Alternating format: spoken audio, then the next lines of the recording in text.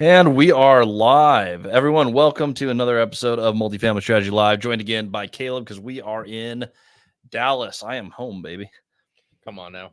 There we go. If you guys can hear the audio, we're trying a new setup today. So if the audio sounds good, it's all Christian's fault if it doesn't. Yes, but if it does work, let me know in the comments if you guys can hear me okay. Give me a thumbs up, thumbs down, whatever it is. And very excited to get rolling today. As always, we're going to start with today's topic. We're going to talk about the specific thing that is the subject of the video, which today is going to be the pitfalls to creative finance. What I don't think enough people online do talk about. We're going to talk about a few different types of creative finance, what doesn't work, even in seller financing problems that people consistently see there.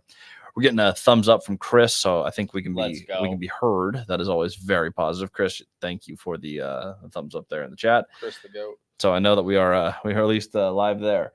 We're going to talk about the pitfalls, then we're going to open up to Q&A. Depending on how many people join us, how many questions we get will depend on how long we go. Also, quick announcement. We are running a webinar tonight. I'm running it on creative finance specifically. So after we're talking about the pitfalls, you guys are invited to that. That is free. Link is in the description on the YouTube video. All right, so let's talk creative finance. Perfect.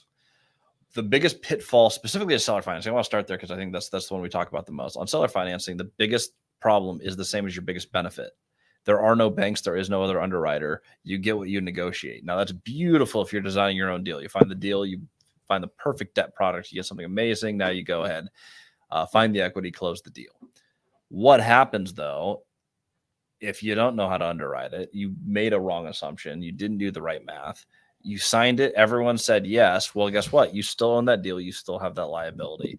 I have seen this happen. This doesn't happen on every deal, but I've seen this happen before. I've seen someone buy a deal, and they bought a bunch of other deals, and they built a great portfolio. They went back to the first deal, and they're like, oh, wait a second, I overpaid for that one a little bit. I actually need more capital for it. I didn't underwrite it with enough knowledge. I've seen deals where people actually have to sign it back over. That's like your worst case scenario. Now, you don't want to get a bankruptcy. You don't want to get a foreclosure. So make sure you avoid those at all costs, or your ability to buy real estate in the future will go down significantly. Now, your actual solution to this is you work with the seller and you say, hey, I just want to sign it back to you. We're going to do a quit claim deed.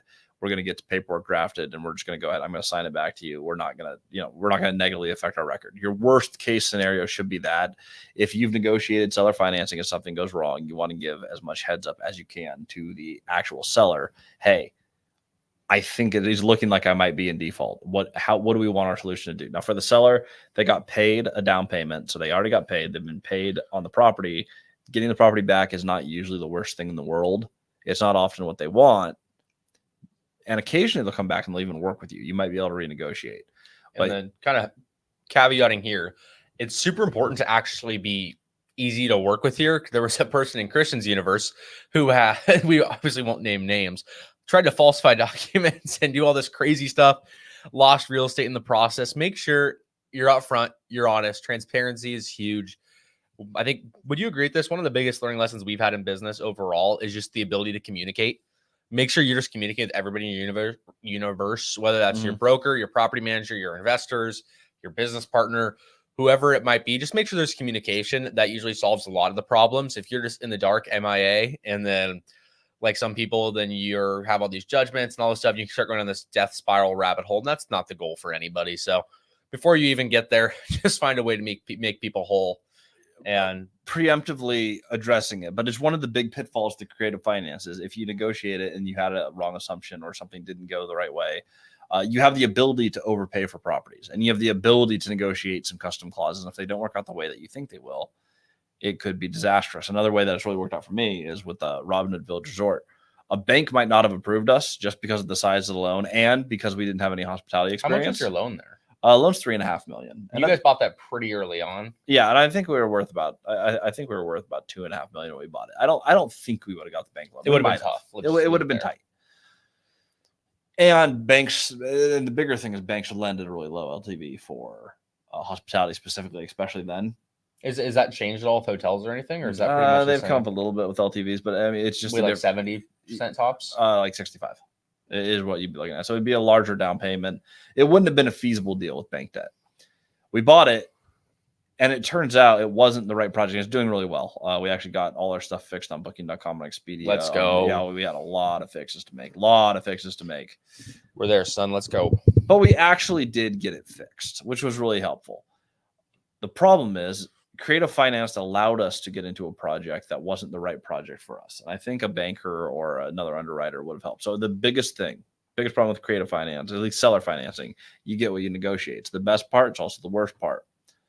Another one that I think is really important to share. Subject to. This is a clause, and I've talked about this before on the channel. Subject to is a way that you can acquire properties that have debt on them without further encumbering the property. You keep the existing person's debt in place, so the seller's debt stays in place. You pay them, they pay their mortgage. Besides the obvious problem that if you want a property, you don't want to have a big workaround where the seller's still involved to that level. You want the debt and the property in your name. Caleb, what are some of our downsides to subject to? Yeah, I mean, nobody likes signing a deal back over. That's the big thing. It's seller finance. If you don't execute properly, you're going to sign it back over. Subject to, if a bank catches you, it doesn't matter if your deal is cash flowing 80% cash on cash, whatever, because you're no money in. You do this distressed owner thing, whatever you call it. If you get audited, you get audited. You can pay the whole amount up front. You can try to sign it back over to a loan like an option contract, all this crazy stuff with the previous the seller. It's just an absolute mess. I will say, though, I do like this idea on cars. I just don't like this idea on anything real estate related.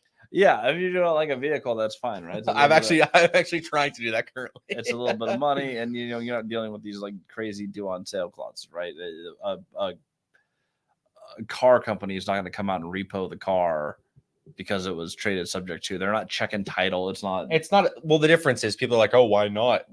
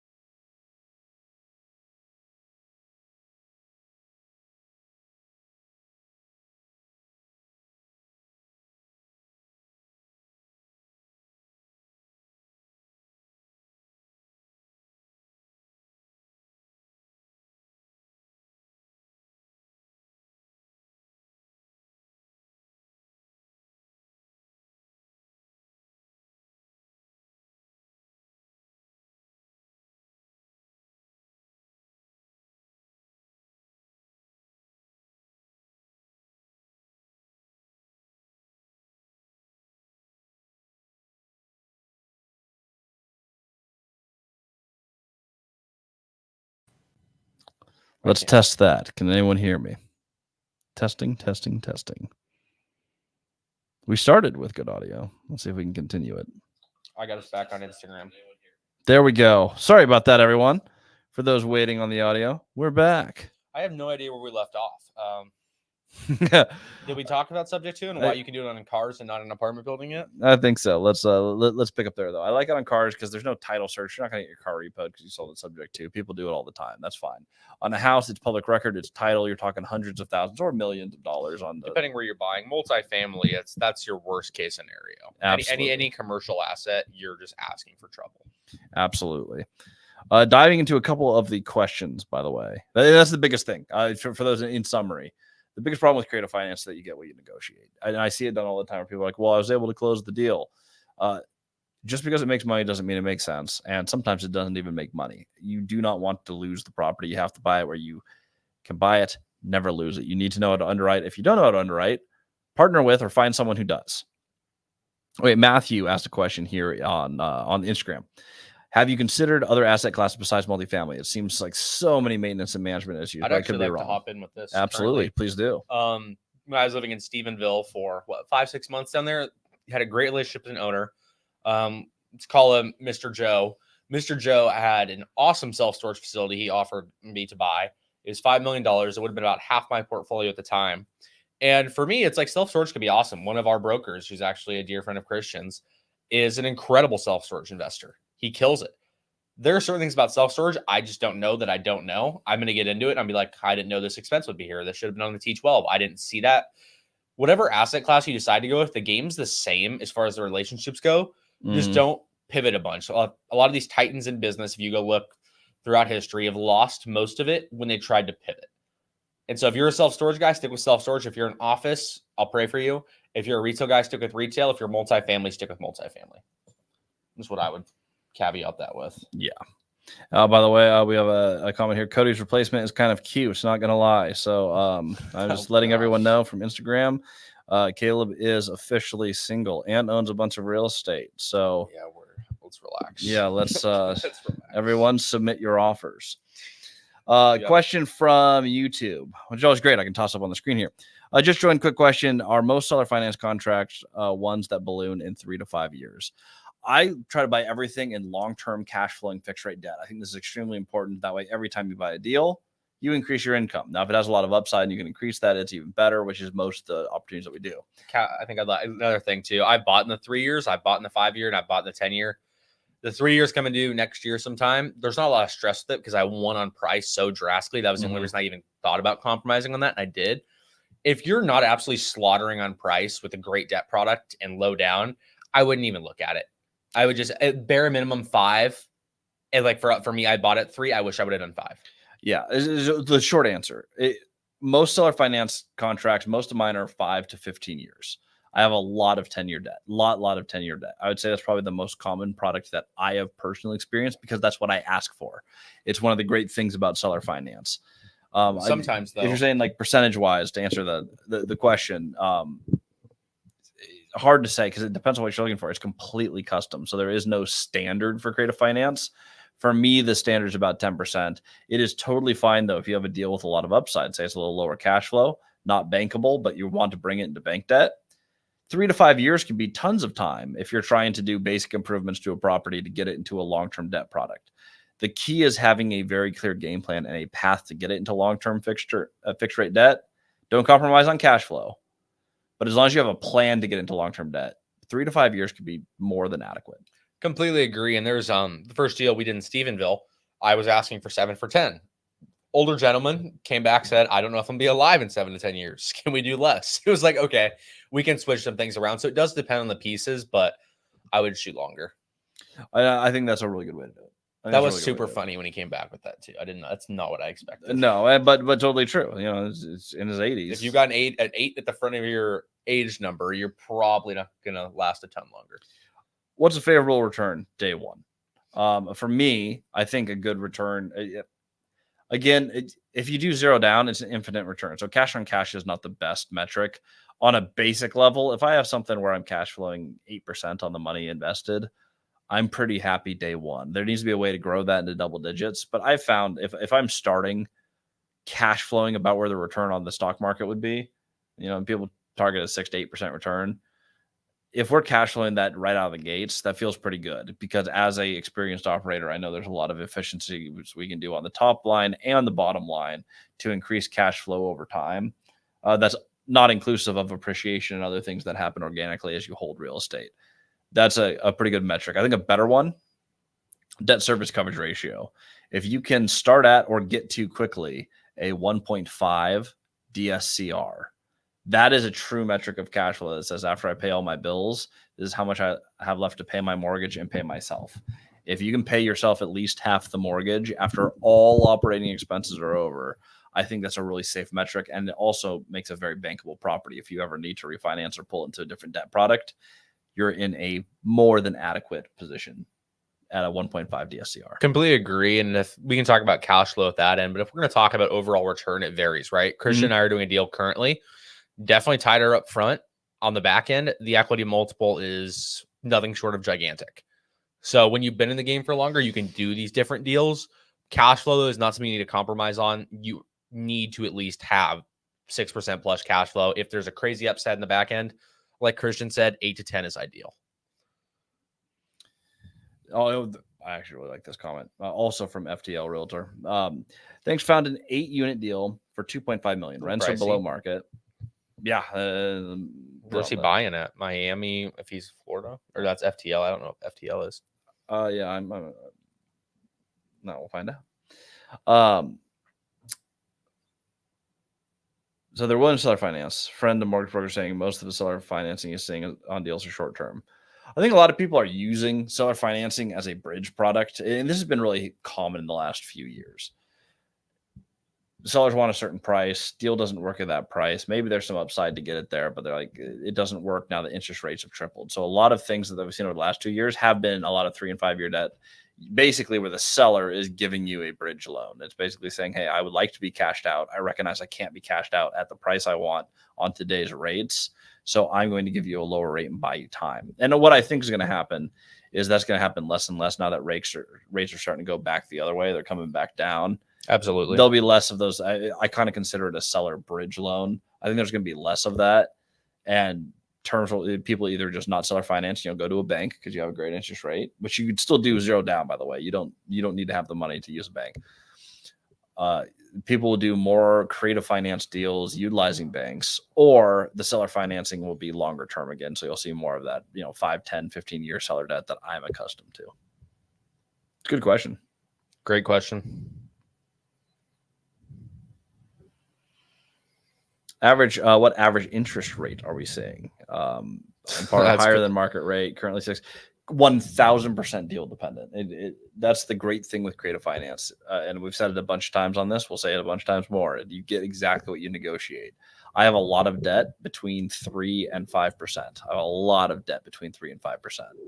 I also have 6% seller debt. I have 8% seller debt. I have 18% debt. I have 13.5% debt.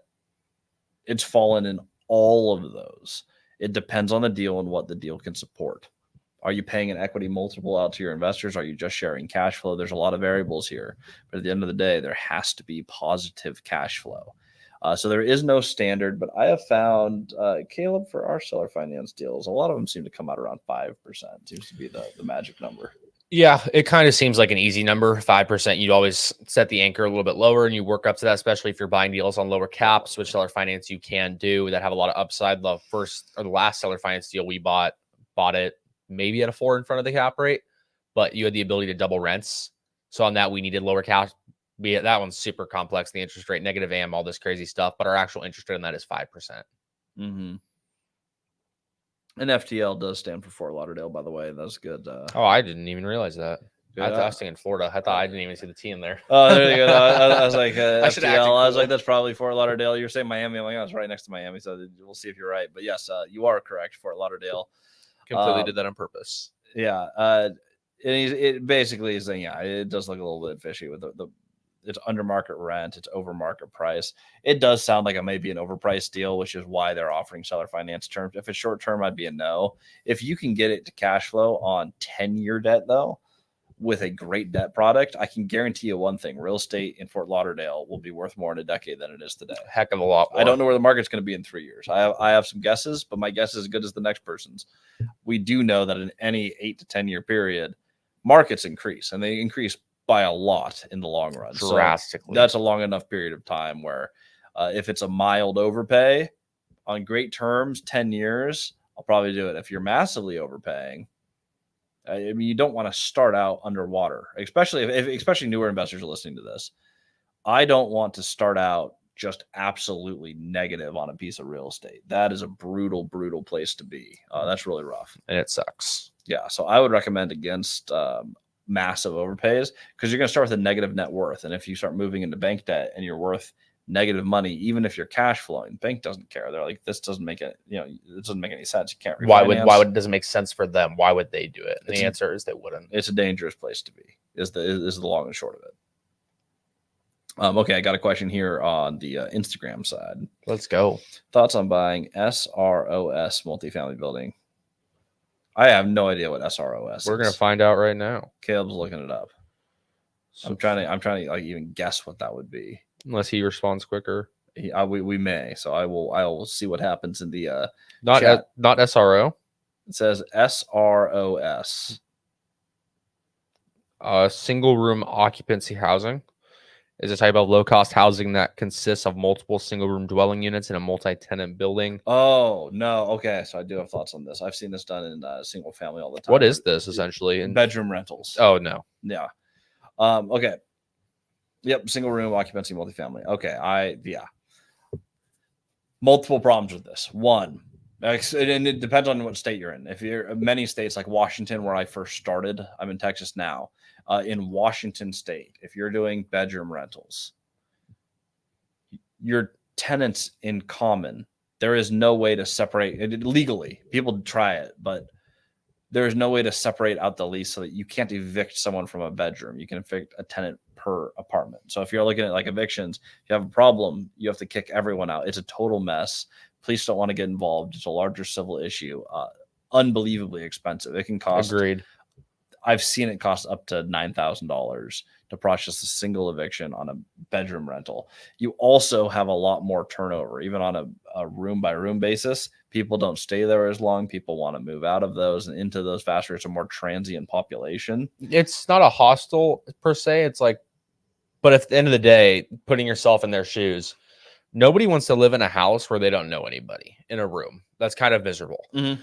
This is different, though. Caveat here: this is different than additional dwelling units, ADUs, where they're actual units, and you're just building on a bunch of these additional ones that are considered separate. I don't hate that business model, depending where you're at. We've got a couple buddies who do it very well. You can do.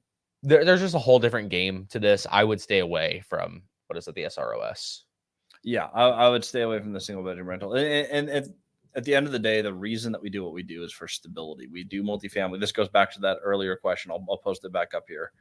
If I can find it, but it's about different aspects. Oh, you know what? Actually, it might have been on, I think it was actually one on the Instagram, which I can't display on the screen for some reason.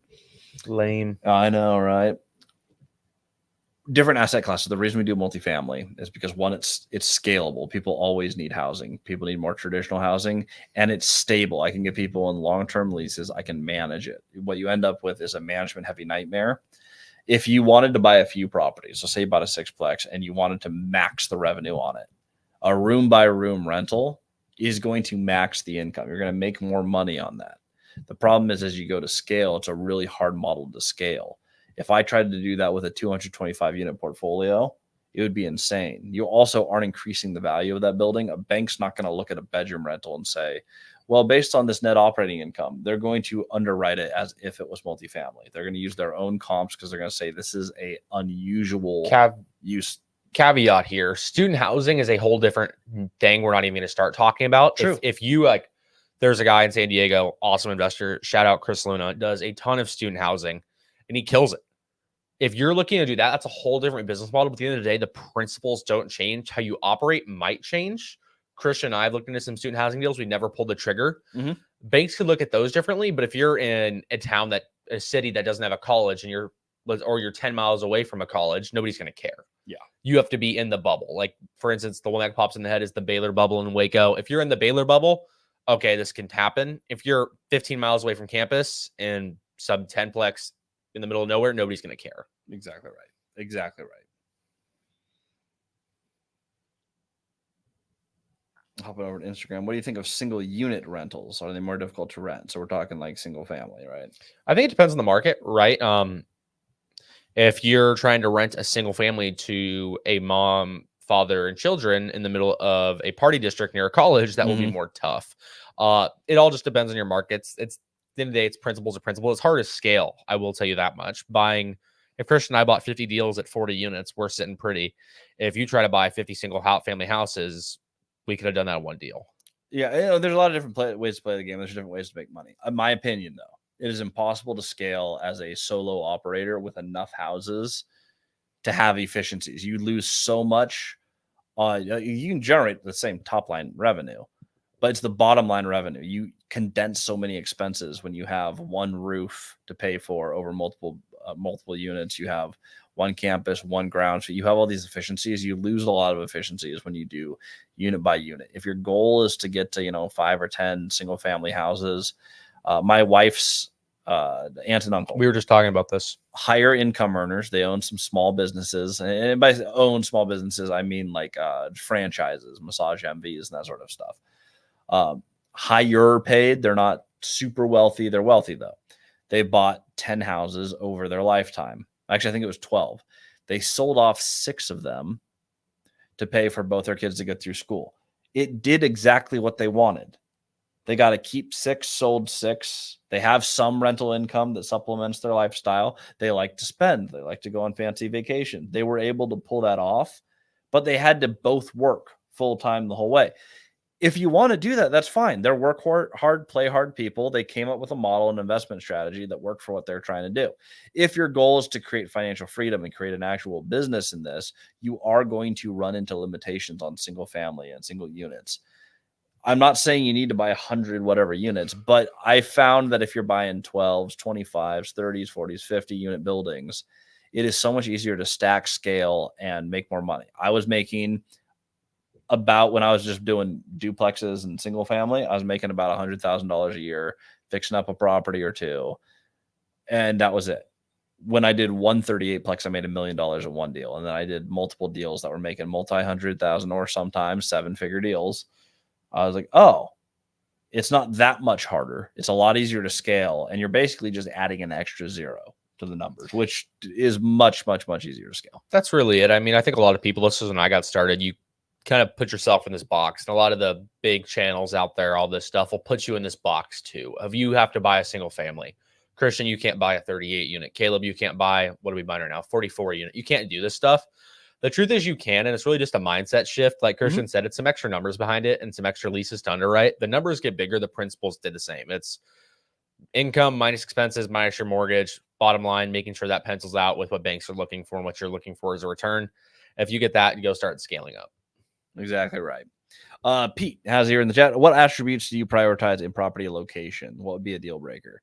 So there are exceptions to this. You're always looking for where you personally have a competitive advantage. That's number one, by the way. Everybody out there talks about looking for markets. 1A and 1B, competitive advantage and growing market. There's real estate everywhere. And so if you live in an area and population happens to be declining, which is the first metric I look at, you're providing housing for humans. Do humans want to live there? That's the most important thing. However, I had someone ask, hey, I live in Cleveland, Ohio. Population's gone down and down and down and down and down and down here over time, but deals do cash flow. There are people who like living here. And so we use that as a case study. Would I invest in Cleveland, Ohio? No, because I don't live there. I don't know people who live there. I don't have systems there. I have no advantages competitively. Why would you? But if I lived in Cleveland, Ohio, and I had access to deals there, I mean, I could build teams, I would absolutely invest in Cleveland, Ohio. It's a higher cash flow market because of the declining population. Investors expect a higher return.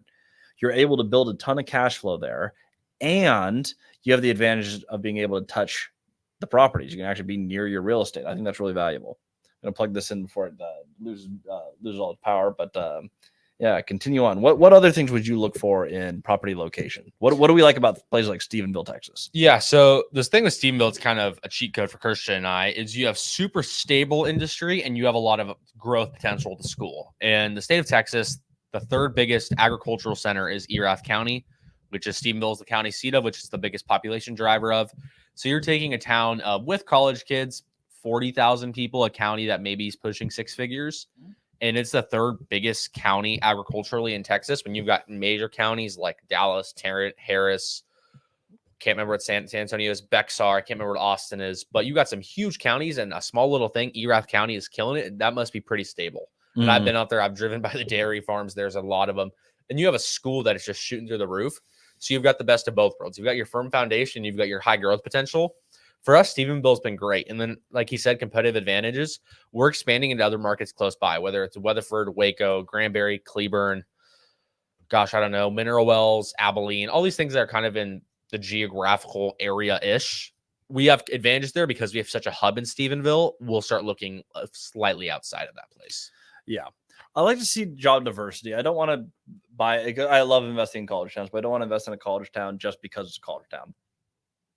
Another thing people talk about is like military housing. I'm going to be near a base. Bases move, troops move, population goes up and down. There needs to be other income drivers. I wouldn't invest near a base just because it's a base. Now, I've invested near up in Bremerton. We have Bangor. We talked about this. It's like the largest nuclear base on the West Coast. That one's not going anywhere. There are different forts and bases and ports that shut down or move or have different allocations. Random question, actually. We haven't talked about this. Yeah. I was just talking to somebody about this actually at church last night. Huntsville, Texas. Don't know if anybody knows. It's about an hour north of Houston. I've looked at deals there in the past. Mm-hmm. And the biggest employer there is a prison. It's the biggest prison in the state of Texas. Employs a arm and a leg of people. And there's another big university there. There's not a ton of like diversity. What would you do there? Because it's like you have a prison, let's say government, like obviously government-backed, government-regulated facility. Is that something you would go, hey, I like this because as the college too, colleges grow over time. That one looks like it's growing. Texas is growing as a whole.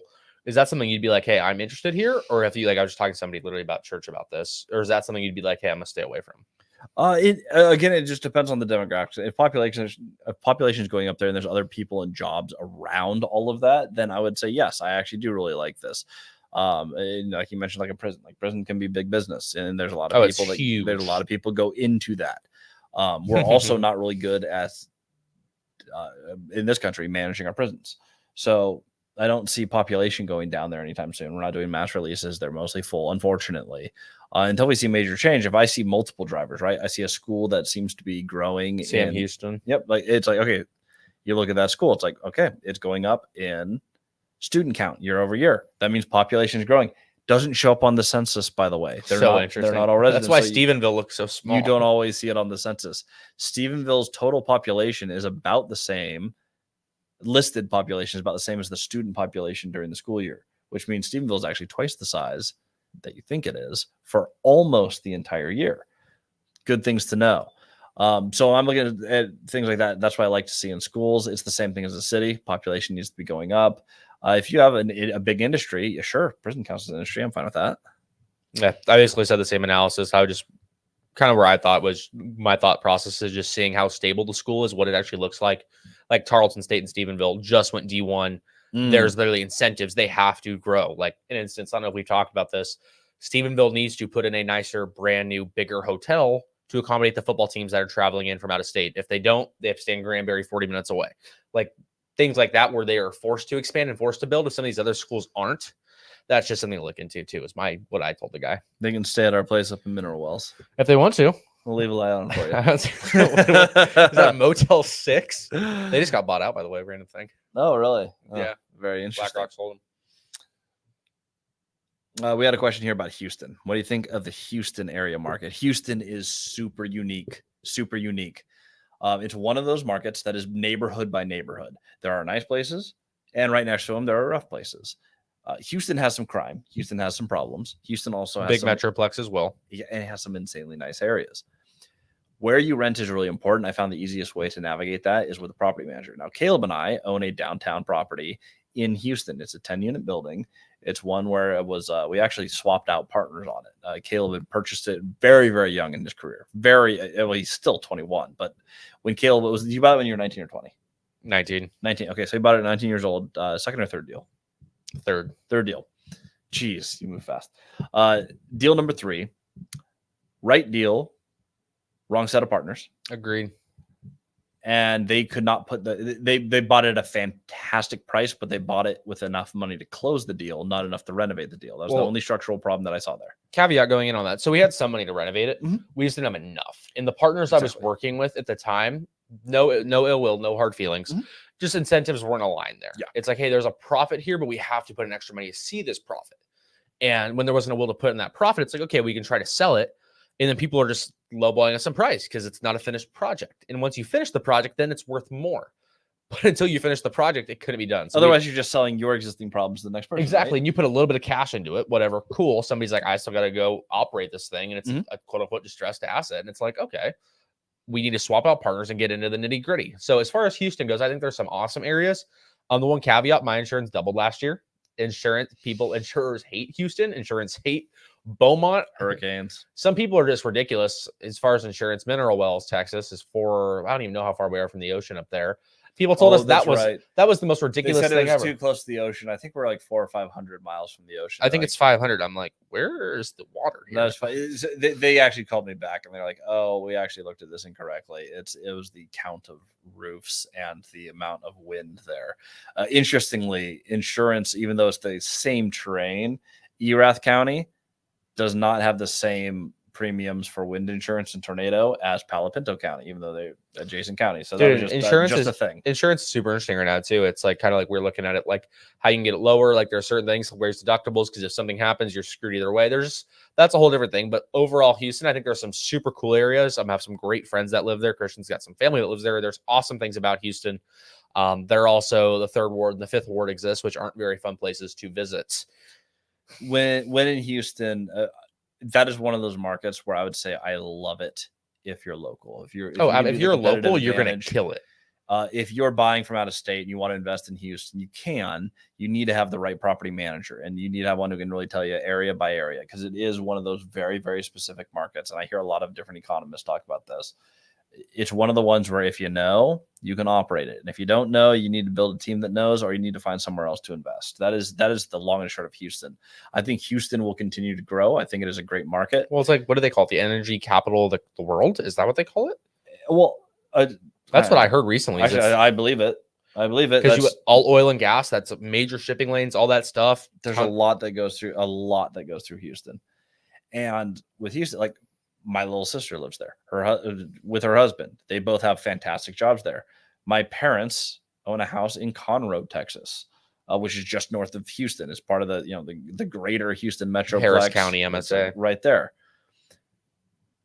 People like living there. It's a cool place to live. There are lots of jobs. There's a lot of culture. You have shipping. It's not going to stop growing. The oil's not disappearing. The port's not disappearing, right? It's an ocean town. Like it is a port city.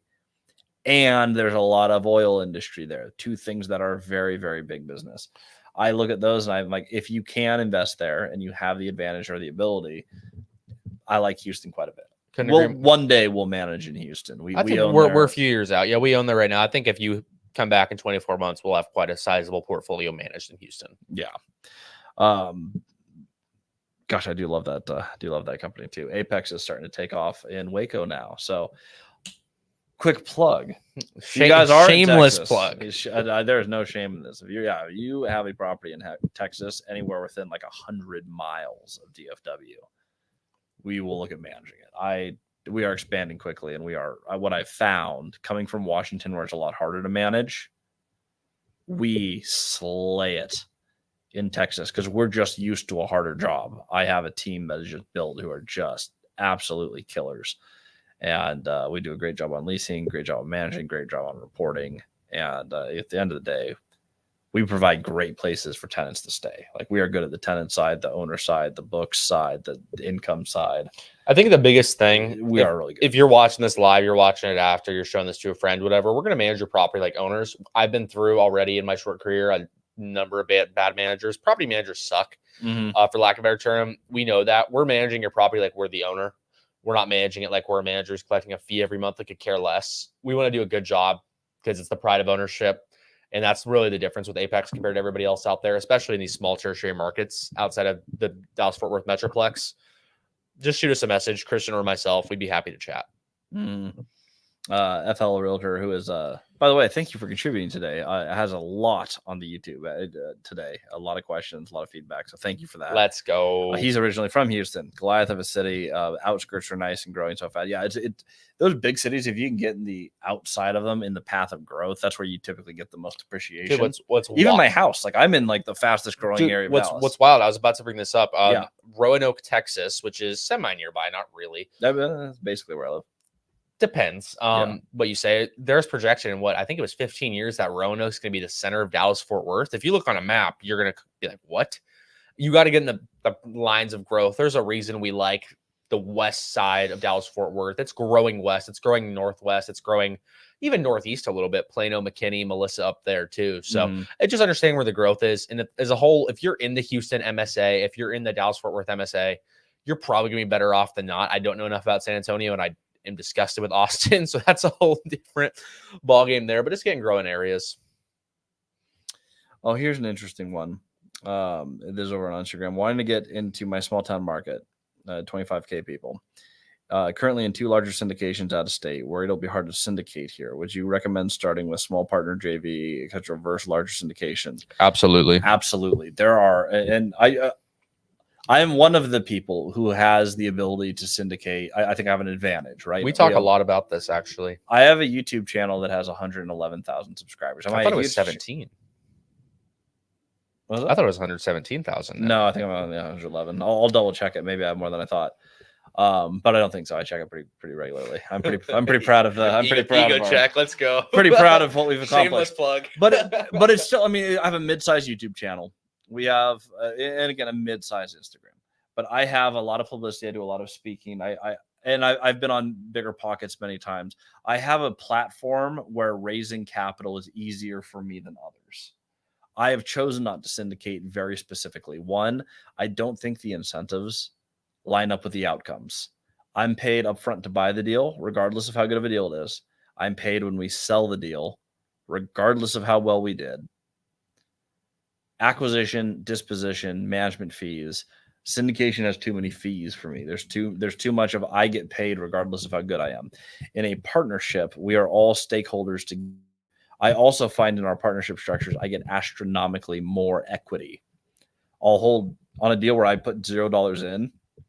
I'll hold somewhere between often, or the owning LLC, like between Caleb and I, on a deal, we'll own somewhere between 50 and 100% of the deal, $0 out of pocket. You can't do that in a syndication. You have to give away more. You get a smaller piece of a deal with more overhead, with more regulation, with more expenses. It is cheaper, easier, faster, and more lucrative if you can do this with less people, especially if you're talking like mid-sized buildings. You can knock these out JVs all day long. I have never syndicated. I'm at 225 units. By the end of the year, if we acquire nothing but what we're under contract for, I'll be over 300 units. I'm going to sell one of my buildings before then. Hopefully, the 30-unit hotel that was designed as a flip I should be down 30, up 126. I got 96 more units to go this year if we don't go under contract for anything else, which we probably will. As long as I'm here, that's extremely unlikely. Caleb has a lot going on in the pipeline. As things scale, I have found it's easy to scale with JVs. They're so much simpler. I think they're better aligned for your objectives and the investors' objectives. Not that you can't charge an acquisition fee for a JV. We do an assignment fee for our deals, nominal. And there's nothing wrong with that, right? Yeah. I think a lot of people get it twisted. Like, oh my gosh, you're taking an assignment fee. It's like, well, yes, we have to run the project and this helps fund earnest money and down payments on future projects. Or am I going to take 5% or 8% in total fees like some of these big online gurus do? Absolutely not. If you're taking 8% total fees and your deal craps the bed, you get paid regardless. You don't care. For us, it's like we take a nominal fee on a deal that has $6 million of upside. A doesn't equal B. Yeah. Caden has a good question here on Instagram. Have you found some seller finance apartments that have let you put very little cash in for down payment? I have done 0 down seller financed on an apartment building in Seattle. Well, Tukwila, but suburb of Seattle. We put 3.5% down, put $50,000 down on the acquisition of a commercial building. And we had like 4-bedroom units in there, 2-story buildings. I've actually been to that property. Yeah, it was a large project, but we were able to buy it. I mean, $50,000 for 7 commercial units on a half acre in Seattle is insane. That is so low. That's basically 0 down. So you look at the cash on cash return on that, where we made like hundreds of thousands of dollars. It's like, it's a deal where it's like, wow, the multiple is insane because we put so little down. Absolutely. We have found seller finance. The most I've done down seller finance thus far has been about 22% in Robinhood Village Resort. I put a little over 20% down on that one. I've done 20% down a few times. Most of them have been 5 or 10% down. I would say of 20 transactions, maybe 15 of them have been 10% down or less. Sounds about accurate. I mean, as you go bank, obviously LTVs, loan products change. You have to put more down. That's a big benefit with seller financing. I was just sitting here thinking too, dude, if Washington was red, Seattle would be such a cool market. Seattle's a beautiful place. If it was, and you're from San Diego, San Diego's a beautiful place as well. But the politics aren't great. The taxes aren't great. The weather in Washington's just really what got me down. The big difference between depressing as heck. We have, since I have moved to Texas for the whole mighty 1 month that I've been down here full time. You've been here a month? I've been here a month. Holy cow. Yeah. I did not realize wild, that. Right? Yeah, it feels like 2 days. I know. It's been cloudy for 1 day since I've been down here. I love the Sun Belt. Some people really get energized by the weather. Like some people are really affected by it. I found that I'm one of those people. When it's gray, I don't feel the same drive, excitement, motivation. Dude, the first time, I remember at one point in time, Christian would fly me up to house sit instead of hiring a house sitter. Yes. There was one time it was an extended thing because I was house sitting, you were home, then I house sat again after you left. Mm-hmm. It was like 12 days of no sun. I have never been that depressed in my entire life. I was like, what is going on? Then I get back to San Diego in the sun. It's a common thing. It's a common thing for a lot of people. Depression is a super premium. Because I grew up in San Diego. People so are less social. Your idea. Yeah, people are less social. And then you look at the people, and the people don't look healthy. We have a lot of junk food everywhere, as the whole West Coast does, but we don't get any sun. And people don't get outside and people don't socialize. So you get a lot of like pasty, obese people. Granted, there's some great, very fit people in Seattle. So I'm not calling everyone. No, there are no. There's some beautiful people in Seattle, but there's not a lot. Like you gotta go to San Diego and then go to Washington. You're like, what's going on with the humans here? I wanted to get out of that. The biggest thing for me though with Texas, taxes are lower, gas is cheaper, business is friendlier. I think that third one is the key. They want business. Seattle hates businesses. I've renovated. I actually was just taking a tally of this.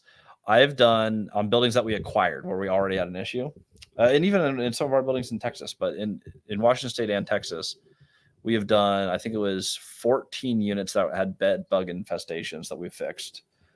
Cockroaches, we fixed in 75 units. Oh, 75.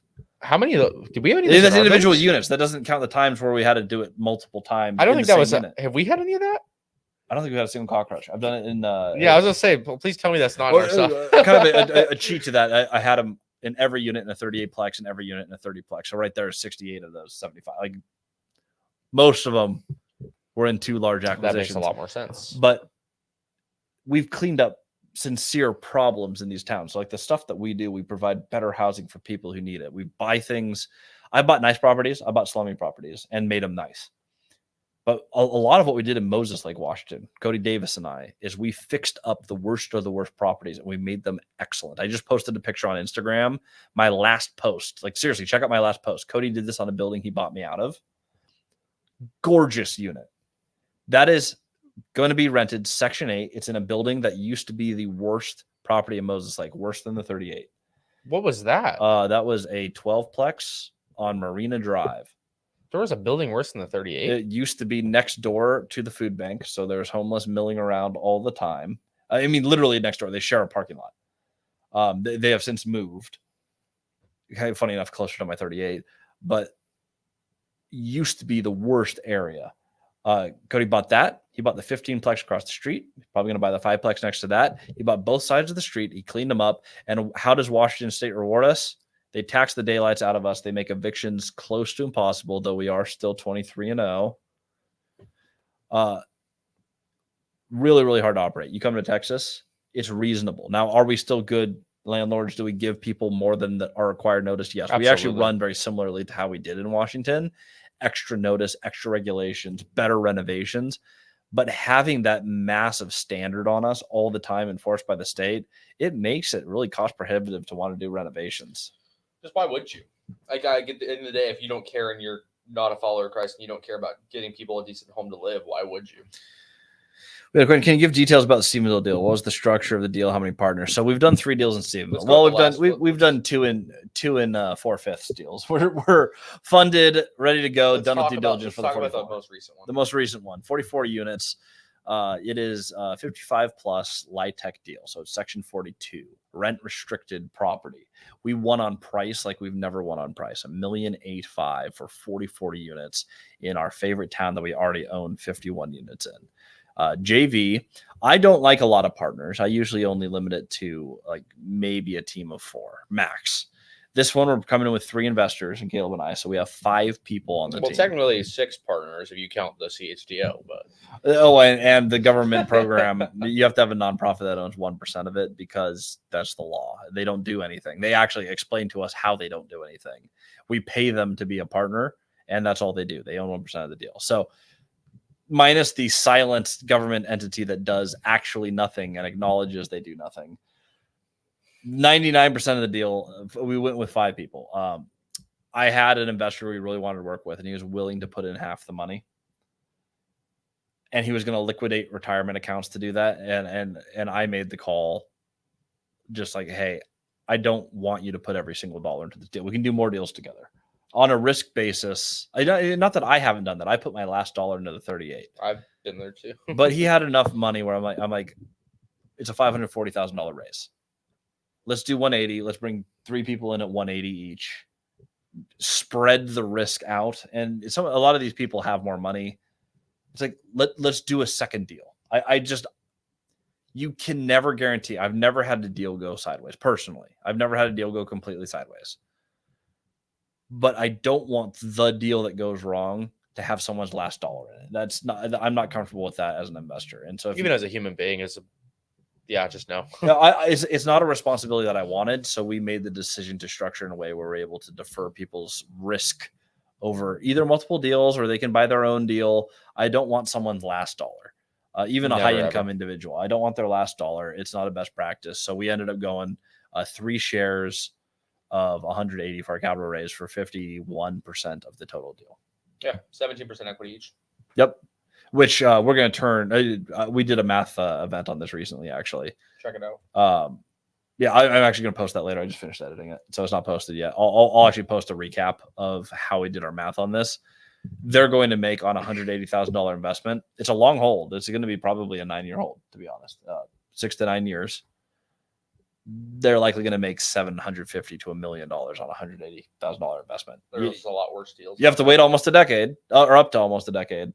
But it's a phenomenal return. There is cash flow shared throughout in proportion to everyone's equity. And there's a lot of tax benefits for this particular deal. It's a good deal. It's a really good deal. But that's the way we chose to structure this one and why. We've also done, so this one was bank financed, 80% LTV. The one before it, bank financed 80% LTV, 0 down, 1 partner. The one before that, local credit unions. Local credit unions coming through. Local credit union or direct to Fannie and Freddie are the 2 best options. Yeah, that is absolutely fantastic. Yeah, I'm seeing new comments here. So we're 23-0. Someone's laughing about that. Yeah, no, I'm very proud. Well, I've also been to court 2 times. And I'm undefeated there. Once was in a mediation against a partner who was trying to steal from us. We crushed that one. Dude, we have court next month. Yes, we do. We're over a mighty $1,000 fine. The city actually put in writing that we had an extension. We have it in email, and then the city sued us for operating without a. So they gave us. We bought a deal with an active certificate of occupancy. And then the city did an inspection and said, hey, there's a couple things that we forgot to do this for the last 10 years. There's a couple things that we need you to get up to date. While getting them up to date, they issued a temporary license, and then they issued an extension. They forgot they issued us the extension in writing. And so they fined us $1,000, I think it was like $1,170, if I remember exactly. But about $1,000 fine for operating without an active C of O that they took and gave us an extension on in writing. When we went to argue this with the city to get the fine waived, they said, oh, no, the person who issued the fine doesn't work here anymore. We're going to go ahead and just solve it in court. So, yeah, we'll go to court, and guess what we're going to do? It's going to be a blast. We're going to win. I put together a 200-page binder on why we're right. So, yeah, I think we're going to do just fine. We've done very well in court. It's something that I think is worth mentioning, though.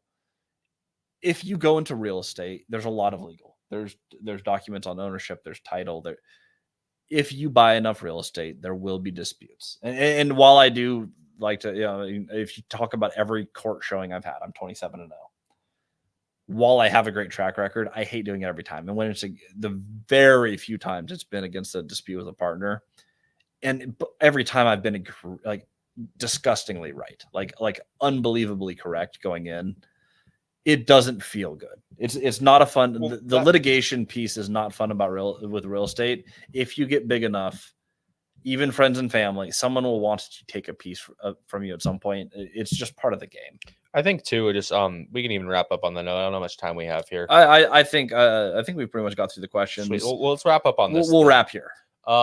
As far as the whole theme of this thing was, and then I have an invitation for everyone. I have a free thing for everyone. Perfect. As far as mistakes go, everybody's made mistakes. I made my fair share. Christian's made his fair share.